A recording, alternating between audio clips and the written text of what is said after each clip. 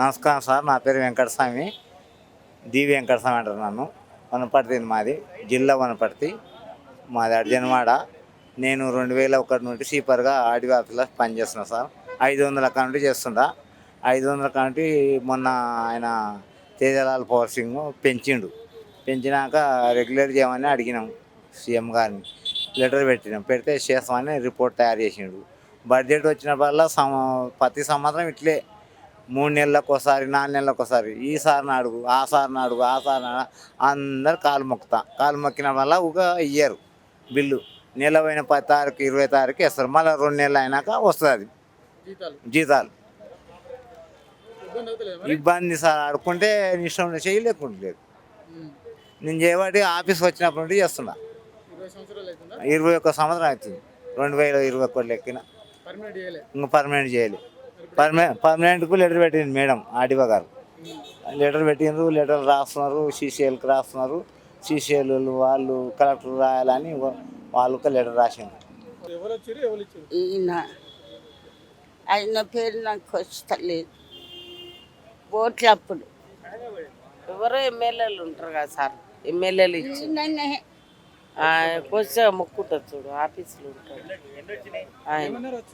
నీకు సాయం చేస్తామ్మా, నీ బాబు చచ్చినందుకు ఇస్తాం డబ్బులు. 2 సార్లు కాగితాలు ఇచ్చినాం, 3 సార్లు తిరిగినాం. మెసేజ్ వచ్చింది అన్నారు, అది తెలుస్తలేదు. ఫోన్ ఎత్తుకుపోయారు ఎవరో రోడ్డు దాటి మంట. చేస్తామని రాసిండ్రు లెటర్ పెట్టాలని. మనకి దీంట్లో ఏం రాసిండ్రో నాకేం తెలియదు, దూరంగా ఇంగ్లీష్ రాదు. రాస్తామని పెట్టిండ్రు. ఇంకా సార్ బదిలైపోయి కొత్త సార్ వచ్చిండు. ఇంకా ఆ సార్ వచ్చినాక ఇంకా వస్తే చూస్తాం పోస్టులు అంటే నేను మన ఈఆర్ఓలకు వేసిండ్రు. నాకంటే ఇంకా సిరివాళ్ళు నాకు చేయండి సార్ అటెండర్ పోస్ట్ అని ఇవ్వండి అని అడిగిన నేను. అటెండర్ లేదు, ఇంతవరకు సీపర్గానే ఉంది. జీతం వచ్చింది కానీ బడ్జెట్ ఆదరేషన్ కావాలి అని చెప్తారు. ఒకరు చెప్తారు. ఆడ లోపల సార్ చూస్తపో అని ఆయన రాసుకునే దరఖాస్తు రాసి ఇచ్చేసిన సార్. మాకు మా భార్యకి యాక్సిడెంట్ అయింది, ఇబ్బంది సార్. మా పరిస్థితి బాగాలేదు. ఇంకా ఇట్లా సహాయం చేయమని అడుగుతున్నాం. నేను లక్ష్మీపురం గ్రామం, గోదిరపట్టి మండలం, వరంగల్, ములుగు జిల్లా నుంచి వచ్చాను. నేను గొల్లబుద్దారం బాయ్స్ హాస్టల్లో చేశాను. 3 ఏళ్ళు చేసిన తర్వాత నాకు కొద్దిగా జీతం ఇచ్చి ఆరోగ్యం బాగలేకపోతే తీసేశారు.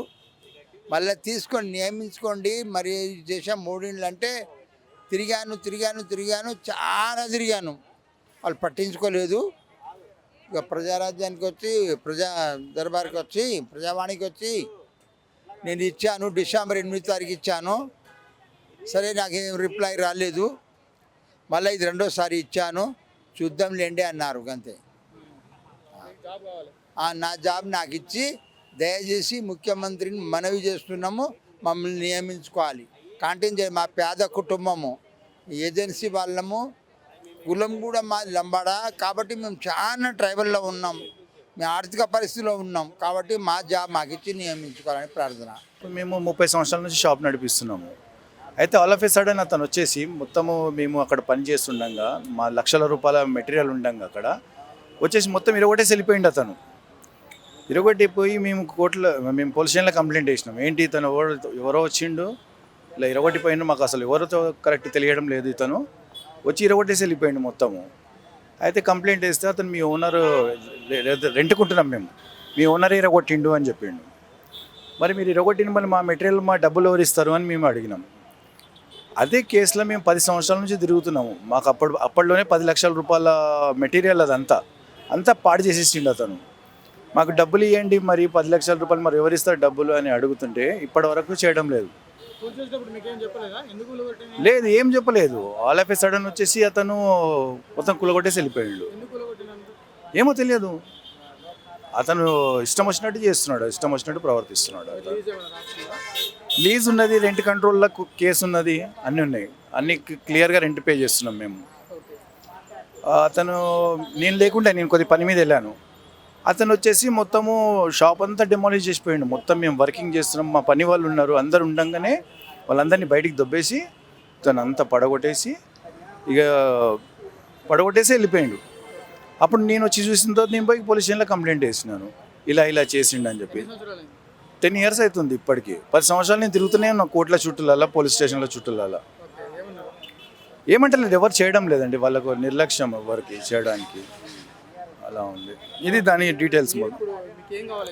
నేను ఇప్పుడు అదే మరి ఇప్పుడు మాకు డబ్బులు మా షాప్ కొటేషన్ మొత్తం అంతా లాస్ అయిపోయింది. నాకు ఉండేది ఒకటే ఆ జీవనాధారం, అదొకటి కూడా తీసేసిండు మొత్తం. అతను డబ్బులు ఇవ్వమంటే డబ్బులు ఇవ్వడు, ఏది చేయమన్నా సమస్య సాల్వ్ చేయడు వాళ్ళు. మరి ఈ సమస్య నాకు పరిష్కారం కావాలి కదా సార్. కాలేదండి, ఇంకా ఉంది అలాగే. తీసుకోలేదు అస్సలు ఎవరు.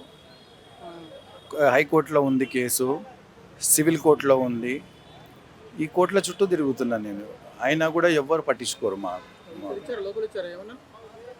లాస్ట్ టైం ఒకసారి పోయినాను, కంప్లైంట్ ఇచ్చాను, కానీ ఓరల్లీ అంటే చూపెట్టాను జస్ట్. ఇప్పుడైతే కంప్లైంట్ వేయడానికి వెళ్తున్నాను ఇప్పుడు. సార్ మాది మహబూబాద్ జిల్లా మల్యాల గ్రామం చోకులతండ, అంటే మేము ఎస్టీ లంబాడ. నా పేరు ముఖ్య సుందర్.